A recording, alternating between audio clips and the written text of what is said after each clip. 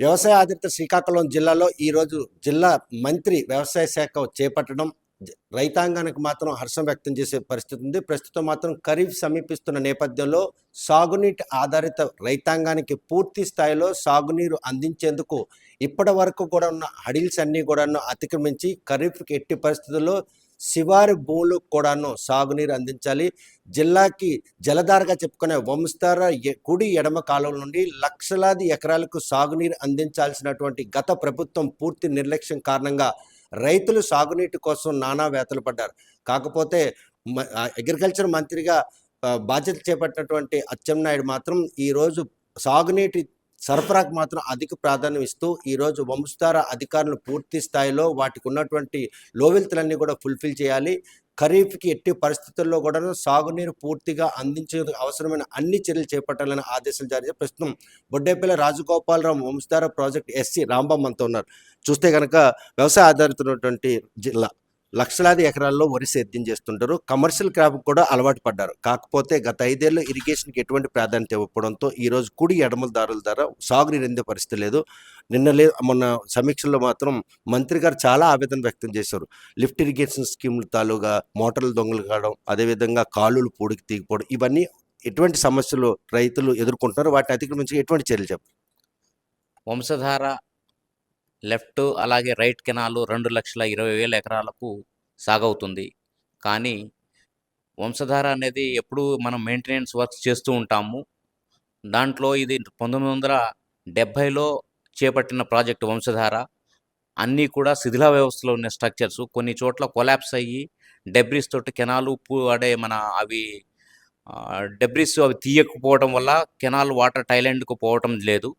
అలాగే హైసింతిక్ అనేది ఈ గుర్రపు డెక్క అనేది కూడా ఉన్నది. ఆ గుర్రపు డెక్కను కూడా తొలగిస్తే మనకు థాయిలాండ్కి నీళ్లు వెళ్ళే విధంగా మనం చేస్తున్నాం. దానికి గాను నిన్న మంత్రి గారు అచ్చెన్నాయుడు గారు వచ్చి ఇమ్మీడియట్గా గుర్రపు డెక్క ఎక్కడ ఉన్నటువంటి హడ్డిల్స్ అన్నీ కూడా తొలగించి ఇమ్మీడియట్గా ఎస్టిమేట్లు వేయమని చెప్పారు. దానికి గాను 1,33,00,000 రూపాయలతోటి ఈ కొన్ని చోట్ల డెబ్రీసు, అలాగే ఈ గుర్రపు డెక్క తొలగించడము, all along the canal, jungles, కొన్ని చోట్ల సిల్టు, అలాంటి కార్యక్రమంలో ఈ అన్ని వర్క్స్ కలిపి జిల్లాలో కుడి ఎడమ కాలువలకు 146 వర్కులు చేపట్టి దానికి 1,33,00,000 రూపాయలకు ప్రతిపాదనలు పంపిస్తున్నాం. ఖరీఫ్కి ఆ ప్రాసెస్ పూర్తవుతుందా? రైతులకి, శివారు రైతులకి సాగునీరు అందే పరిస్థితులు మనకి కనిపిస్తున్నాయి ఖరీఫ్ సమీపిస్తున్న నేపథ్యంలో? మనకు టైం చాలా తక్కువగా ఉంది. 15 రోజులే ఉంది మనకు. ఎందుకంటే ఇన్ఫ్లోస్ కూడా ఇప్పుడు డెడ్ స్టోరేజ్లో ఉంది వంశధార. దీనికి రావాలంటే మనం ఒక 20 మిషన్ల వరకు పెట్టుకుంటే ఈ ప్రతి 10 కిలోమీటర్లకు ఒక మిషన్ చొప్పున పెట్టి త్వరగా కంప్లీట్ చేయాలని నిన్న మంత్రి గారు ఆదేశాలు ఇవ్వడం జరిగింది. అదేవిధంగా మేమందరూ కూడా ఈ ఎస్టిమేట్లు రెడీ చేస్తున్నాము. ఈలోగా లోకల్ ఉన్నటువంటి ఆయకట్టుదారులకు వాళ్ళకు ఒప్పచెప్పేసి ఇమ్మీడియట్గా మిషన్లు పెట్టమని చెప్పాము. ఆ ప్రతిపాదన అన్నది ఈ రోజు నుండి జరుగుతుంది. ఎడమకాలుకు సంబంధించినటువంటి షట్టర్ల కుంభకోణం ఇన్సిడెంట్ జరిగి 24 సంవత్సరాలు కావస్తూ ఉంది. ఈ నేపథ్యంలో ఆ షట్టర్లు అమర్చకపోవడం కూడాను ఈరోజు శివారు భూములకు నీరు అందకపోవడం, వరదలు వస్తే పూర్తిగా పొలాలను ముంచడం, ఆ ప్రక్రియ కూడాను మొదలు పెట్టమని మంత్రి ఆదేశాలు. అది ఇప్పుడు ఈ ఖరీఫ్కి సాధ్యం అవుతుంది. ఈ షట్టర్స్ స్కామ్ అనేది జరిగింది. దాంట్లో ఎక్కువ పర్సెంట్ వాక్వే బ్రిడ్జెస్ ఉన్నాయి. కొన్ని చోట్ల షట్టరింగ్ అరేంజ్మెంట్స్, స్క్రూ రాడ్స్ అవి ఉన్నాయి. అవి కూడా తుప్పు పట్టి మ్యాక్సిమం పోయే స్టేజ్లో ఉన్నాయి. అవి కూడా దొంగలు ఎత్తుకెళ్ళడం అలాంటివి జరిగినాయని చెప్తున్నారు. వాటిలో ఏదన్నా యూజ్ఫుల్ ఐటమ్ ఉంటే మేము రెడీ చేస్తాము. లేదనుకోండి మనకేంటంటే కొత్తగా ప్రపోజల్ పెట్టుకోవాలి. మ్యాక్సిమము వాక్వే బ్రిడ్జెస్కే పెట్టున్నారు అంతకుముందు కుంభకోణంలో. మిగతాదైతే ఏమీ లేదు స్ట్రక్చర్లో. మ్యాక్సిమం ఉన్నంత వరకు కూడా అవి కూడా దొంగతనాలు జరిగినాయని చెప్తున్నారు. మన కొన్ని ప్లేసెస్లో నరసన్నపేట, అలాగే హీరమండలం అలాంటి ఏరియాలు గోడౌన్లో పెట్టడం వల్ల అవి కూడా థెఫ్ట్కు గురైనాయని చెప్తున్నారు. అలాంటి ఏదైనా యూస్ఫుల్ మెటీరియల్ ఏదైనా ఉంటే మేము ఈ కేటగిరీ ఏలో తీసుకొని అక్కడ నుండి అమౌంట్ తీసుకొని వాటి ద్వారా ఏదంటే ఎరెక్షన్ చేసి రైతులకు వృధాగా నీళ్లు పోకుండా సాగునీటికి అందించడానికి ప్రయత్నం చేస్తాం. వంశధార నదిపై సుమారు 20 దాటి లిఫ్ట్ ఇరిగేషన్ స్కీములు ఉన్నాయి. అవన్నీ కూడా గత 5 ఏళ్ళుగా మొరాయించే పరిస్థితి. మోటార్లు కూడా దొంగతనం, ఇటువంటి ఒక దుశ్చర్య పాల్పడ్డారు. ఈరోజు దాని మీద ఆధారపడిన రైతులకు నీరందే పరిస్థితులు ఆ ఎల్ఐ స్కీములని యూసేజ్ చేయడానికి ఎటువంటి చర్యలు? లిఫ్ట్ ఇరిగేషన్ స్కీమ్స్ కూడా మనకు కొన్ని చోట్ల అంటే హై ప్యాచెస్లో ఉన్నటువంటి ఏరియాలకు లిఫ్ట్ ద్వారా మనకు కెనాల్లో ఒక 20 లిఫ్ట్ స్కీమ్లు ఉన్నాయి. వాటి ద్వారా ఒక 700 ఎకరాలు, కొన్ని చోట్ల 1500 ఎకరాలు, ఆ రకంగా ఈ స్కీమ్లు హై ప్యాచెస్లో వెళ్ళటం కోసము తయారు చేయడం జరిగింది. వాటిలో కొన్ని మన మంత్రి గారు చెప్పడం ఏంటంటే, ఈ టెఫ్ట్ జరగటం జరిగిందంటే, దొంగతనాలు జరగటం, ఎందుకంటే ఈ కాపర్ వైరు అలాంటివి తీసుకెళ్ళటం జరిగింది. అలాంటిది ఏదైనా ఉంటే చేసి వాటికి ఇమ్మీడియట్గా మరమ్మతులు చేపట్టి రైతులకు సకాలంలో నీరిచ్చేందుకు ప్రయత్నిస్తాం. వంశధార కుడికాలువకు సంబంధించి వంశధార నాగావళి అనుసంధానం పనులు పూర్తిగా గత 5 ఏళ్ళలో అసలు ఎక్కడ వేసిన గంగలు అక్కడే ఉంది. వాటి ప్రక్రియ ఈ ఖరీఫ్కి మొదలవుతుందా, లేకపోతే ఇంకా టైం పట్టే పని?